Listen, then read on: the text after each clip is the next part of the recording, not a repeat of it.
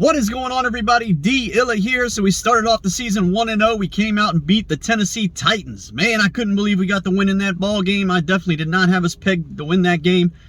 That was a good win for this team, man. Real good win for this team. We came out, we shut down Derrick Henry, which I thought was going to be a tall task within itself.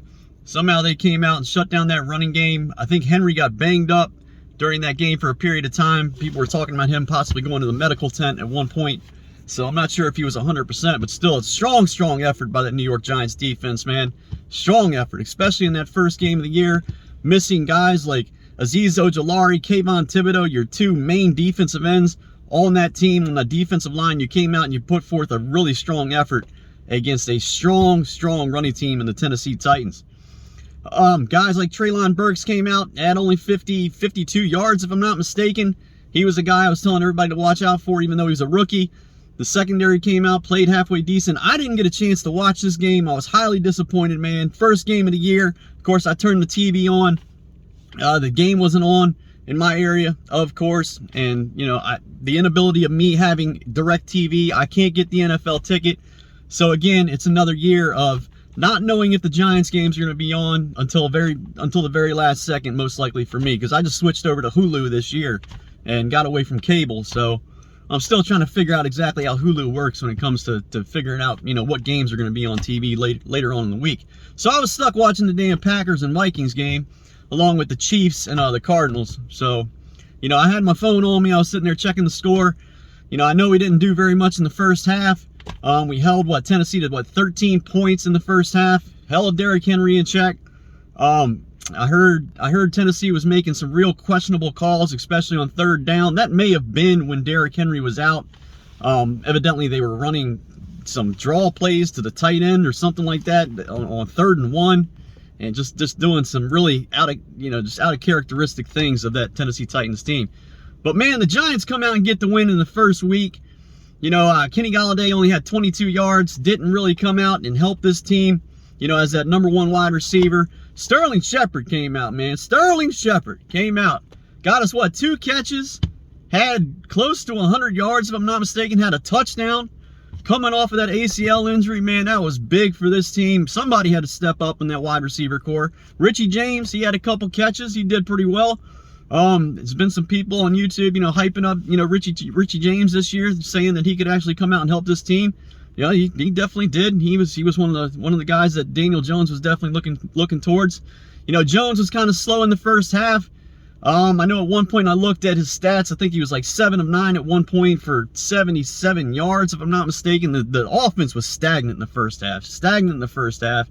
Barkley came out there, man. If I had another hand free and it wasn't holding this phone right now, man, I'd give that man a round of applause. Because honestly, before this game started, I knew Barkley was going to have to be a factor.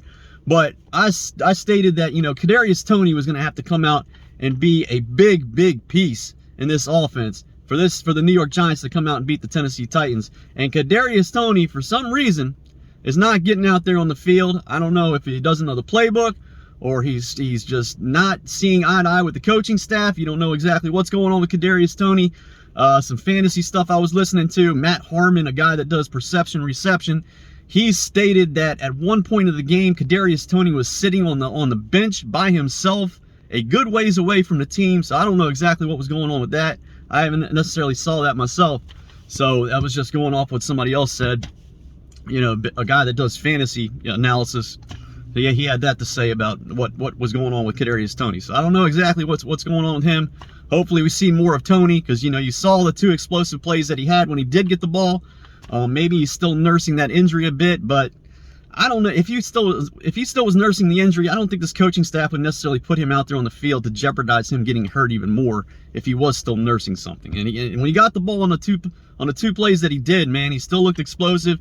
You know, he went back to throw a pass, and then pulled it down, you know, cut to the left, made a couple guys miss, did the typical things that Kadarius Toney does, man, when he gets the ball in his hands. He's one of the big main playmakers on this team. We all know that. You get the ball in Kadarius Toney's hands, he makes shit happen. He always does it. We just need to see him on the field more often, and he's got to stay on the field, and he's got to stay healthy. But man, I'm excited. Yeah, Daniel Jones had one turnover, but I mean, what did he finish the game? Was he 17 of 19 for 177 yards, had 2 touchdowns, the one to Sterling Shepard, like I said, and then he threw another one to the rookie tight end.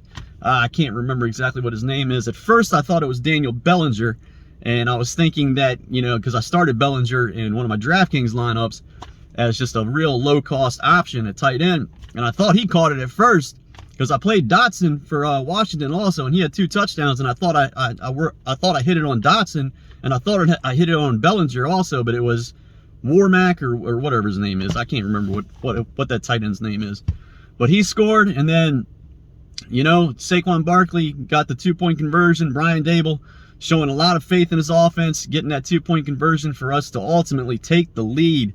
And then we hold the Tennessee Titans on the final drive when they missed a field goal to potentially win the game. But man, I don't think any of us saw that one coming. And if you were picking the Giants to win that game, I mean, I know in the back of your head you didn't truly believe that. There's no way you possibly could honestly believe that the Giants were going to come out and hold Derrick Henry to what they did. I think Derrick Henry had, what, 75 yards? I don't know exactly how many carries he had. But man, they shut Derrick Henry down. Maybe he's still nursing that injury from last year. But I mean, he did have a good solid run where he ran for about a good 20 yards, and he looked like Derrick Henry on that play. So he looked healthy to me. So it looked like it was just a strong defensive effort by this New York Giants football team, missing 2 of their big pieces on the defensive side of the ball on that defensive line. And man, I tipped my cap to them, man. Giants came out there, made us all proud, got us a win. First time we started out 1-0 since 2016. And hopefully we can just build off this, man. We got the Carolina Panthers next week. They lost to the Cleveland Browns. They lost to a Jacoby Brissett-led Cleveland Browns team. So, who knows, man? We could go 2-0. We could go 2-0. I hope that's what happens. News out of Dallas today. News out of Dallas. It's 8:30. Dak is going to be out 6 to 8 weeks. He has to have surgery on his thumb. That happened late last night in the Tampa Bay game. So, by week 3, when we play Dallas, Dak Prescott will not be available. They're going to have to go to Cooper Rush, obviously the backup quarterback. And if you watch Cooper Rush play in previous years or some of the game last night, Cooper Rush is not much of a quarterback himself. So, hopefully we're in line right now. I don't want to get anybody's hopes up. I don't want to get my hopes up. But man, we could possibly start the season at 3-0. Who knows? But we got to get past the Carolina Panthers next. 3 straight home games. Panthers, Dallas, Chicago, if I'm not mistaken.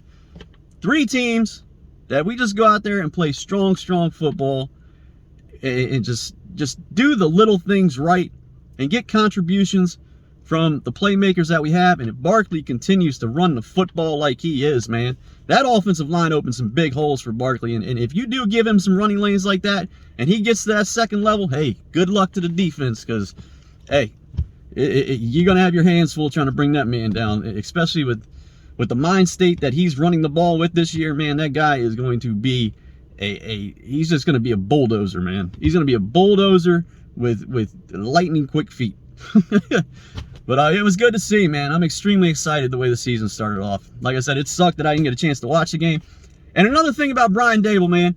Brian Dable, I'll tip my cap to you too. I'm so happy you went over there and chewed Daniel Jones out, because he needs that. He needs that. You cannot have your quarterback throwing an interception like that inside the 10 or 15 yard line, causing, your team a chance to score points in that situation. I'm so glad he went over there and laid into him, man, because he needs that.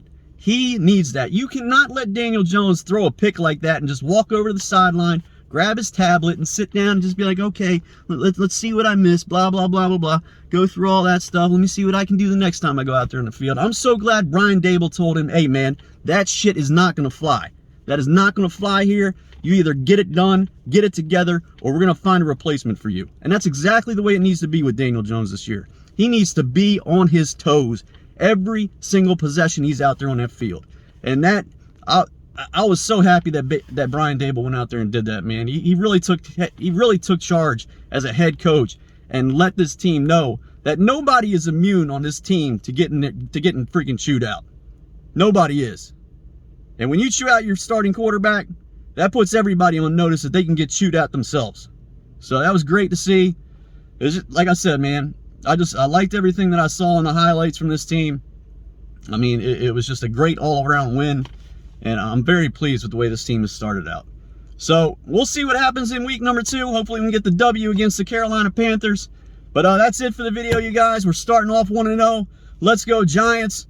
I'm hyped. I'm hyped up, man. Hopefully I can watch the game, you know, the second game of the year. I hope. I can only hope. Or if I can't watch it, I'm going to have to go to somebody else's house where I can watch it, or go to a bar or whatever. But I'm not trying to miss any damn games this year, especially if this team's going to come out and play with this kind of heart and fight the whole entire season, man. I love seeing it. I love seeing it. Hopefully Barkley continues to do what he did in this first game of the season. And if he does, man, we'll see what happens. But that's it for the video. Thank you for tuning in. Any new subscribers I got, thank you for subscribing. I appreciate it. Appreciate the view. Appreciate the support as always. And until the next video, I'll see you guys later. Take it easy. Have a good day, and I'll see you later.